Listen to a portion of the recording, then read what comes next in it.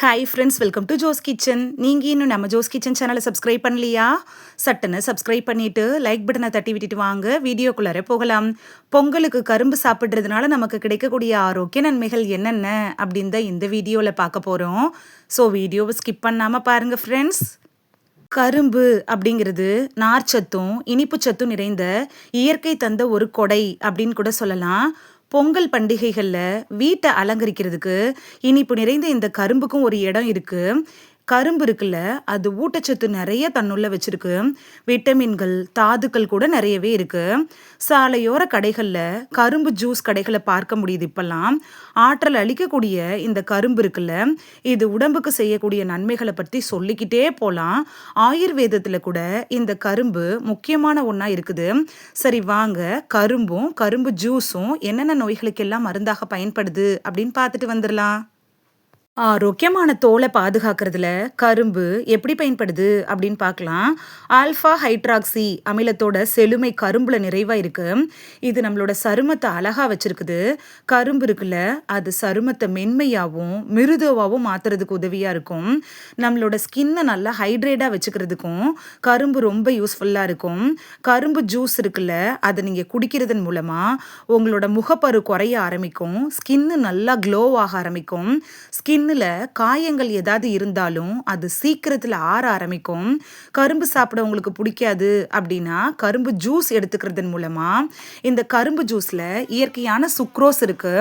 இது உங்களோட ஸ்கின்னை நல்லா க்ளோ ஆக்குறதுக்கு உதவியாக இருக்கும். சிறுநீர் பாதை தொற்று வராமல் தடுக்கிறதுல கரும்பு எப்படி பயன்படுது அப்படின்னு பார்க்கலாம். ஆயுர்வேதத்தில் சிறுநீர் பாதை தொற்று அப்படிங்கிறத முத்ராலா அப்படின்னு சொல்கிறாங்க. இவங்கெல்லாம் கரும்பு சாப்பிட்றதன் மூலமாக சிறுநீர் பாதை தொற்று வீக்கத்தெல்லாம் அவங்க தணிச்சுக்க முடியும். சிறுநீர் ஓட்டத்தையும் அது எளிதாக்கும். கரும்பு இருக்குல்ல, அது இயற்கையாகவே டையூட்ரிக்காக செயல்படுறதுனால உடம்புல இருக்குள்ள அந்த நச்சுத்தன்மையை அகற்றி சிறுநீரகங்களை ஆரோக்கியமாக வச்சிருக்க உதவியாக இருக்குது. கரும்பு சாப்பிட உங்களுக்கு பிடிக்காது அப்படின்னு நினச்சிங்கன்னா கரும்பு ஜூஸ் எடுத்துக்கலாம்.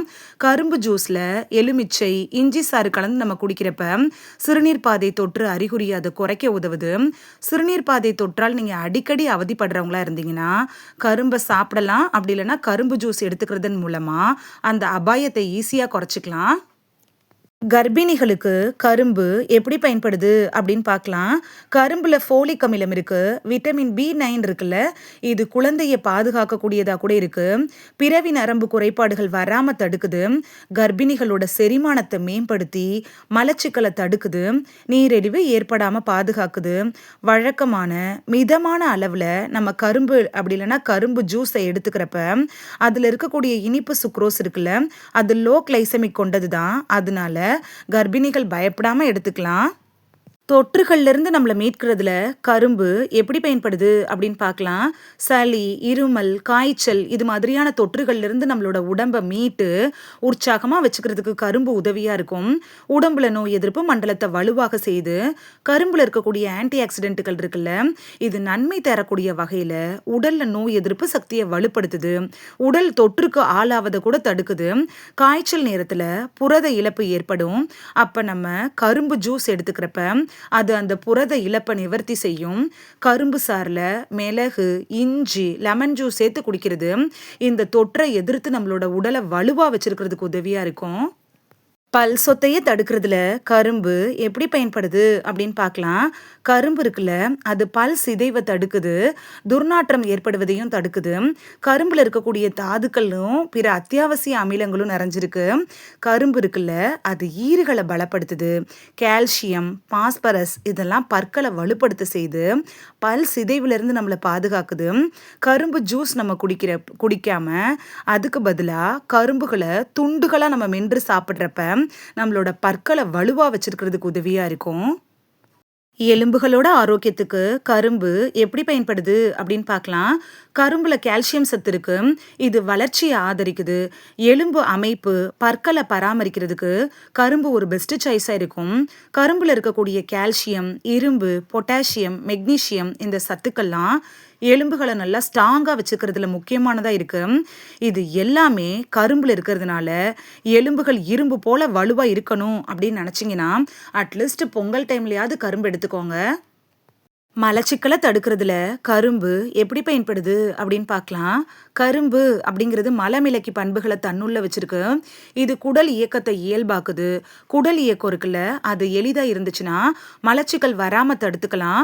குடல் கடினமான இயக்கம், வீக்கம், மலச்சிக்கல், தசை பிடிப்பு இதெல்லாம் தடுக்கணும் அப்படின்னு நினைச்சீங்கன்னா மத்தியானம் சாப்பிட்டதுக்கு அப்புறம் கரும்பு ஜூஸ் குடிக்கிறது செரிமானத்தை மேம்படுத்தும். செரிமானத்தை மேம்படுத்துறதுனால குடல் வீக்கத்தை குணப்படுத்துது. மலச்சிக்கல் பிரச்சனை வராமையும் தடுக்குது. நம்ம உடம்ப வலுவாக்கி புற்றுநோய் செல்களை அழிக்கிறதுல கரும்பு எப்படி பயன்படுது அப்படின்னு பார்க்கலாம். கரும்பை அப்படியே சாப்பிடலாம். அப்படி இல்லைன்னா கரும்பு ஜூஸ் எடுத்துக்கிறப்ப அது நம்ம உடம்புக்கு ஆற்றலை தருது. உடலை வலிமையா வச்சிருக்குது. இரும்பு சத்து அதிகம் இருக்கிறதுனால கார்போஹைட்ரேட் இருக்குல்ல, அது ஆற்றலை அதிகரிக்குது. சுத்தமான கரும்பு ஜூஸ்ல இயற்கையான சர்க்கரை நிறைந்த கனிமம் இருக்கு. இது உடனடியா நமக்கு ஆற்றலை தருது. அது மட்டும் இல்லாம கரும்புல இருக்கக்கூடிய ஆல்கலைன் அப்படிங்கிற காரத்தன்மை இருக்குல்ல, அது நமக்கு ரொம்ப நல்லது. இந்த கரும்புல இருக்கக்கூடிய இரும்பு சத்து, மெக்னீசியம், கால்சியம், மாங்கனீசு இதெல்லாம் புற்றுநோய் செல்களை அழிக்க உதவுது. கல்லீரல் ஆரோக்கியத்தை மேம்படுத்துறதுல கரும்பு எப்படி பயன்படுது அப்படின்னு பார்க்கலாம். கரும்பு இருக்குல்ல, இது உடம்புல இருக்கக்கூடிய பித்த தோஷம் அதிகரிக்கிறத தடுக்குது. சமநிலையற்ற ரத்தம், பித்த தோஷம் அப்படிங்கிறது கல்லீரலை பாதிக்கும். இதனால மஞ்சக்காமாலை அறிகுறிகள் கூட தென்படும். இந்த நிலையில கல்லீரலை புதுப்பிச்சு மஞ்சள் காமாலை சிகிச்சைக்கு பரவலா கரும்பு பயன்படுத்துறாங்க. கரும்பு அப்படிங்கிறது ஒரு சிறந்த ஆக்சிஜனேற்றி தான். இது தொற்றுக்கு எதிராக செயல்படுது. உடம்புல இருக்கக்கூடிய பிலிருபின் அளவை பராமரிக்குது. உடல் இழந்த புரதங்கள் இருக்குல்ல, அதை நிரப்புது. உடல்ல பித்த தோஷம் இருக்கிறவங்க அடிக்கடி கரும்பு ஜூஸ் எடுத்துக்கிறது பித்தத்தை சமநிலையில் வைக்க உதவும்.